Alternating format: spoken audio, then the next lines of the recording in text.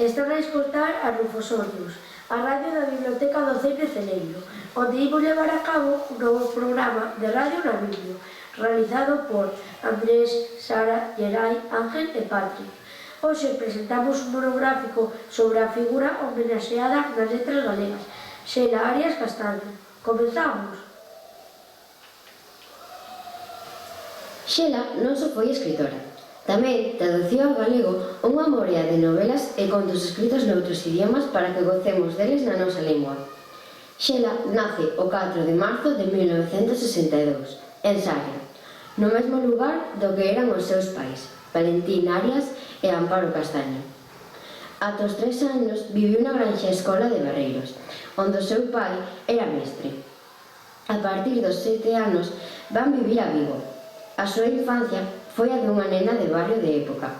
Pola mañá ía ao colexio de Sárdome, onde traballaba o seu pai, e pola tarde xogaba cos nenos e nenas do barrio.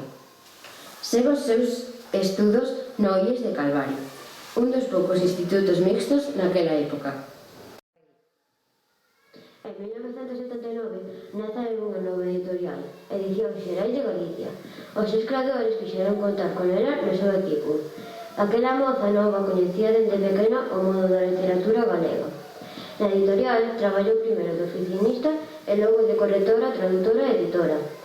A súa paixón pola literatura e a súa capacidade axudaron a converter Xerais nunha das editoriais máis importantes de Galicia. Xela tamén tiña moitas afeccións: percorrer en moto a cidade, escoitar música, facer submarinismo, explorar o mundo e escribir sobre todo poesía. Publica en revistas literarias, participa en recitais e incluso escribe cancións para grupos de rock. Tamén é unha muller comprometida que defende cousas xustas, o feminismo, o ecoloxismo, o pacifismo e que apoia proxectos a prol de cultura galega.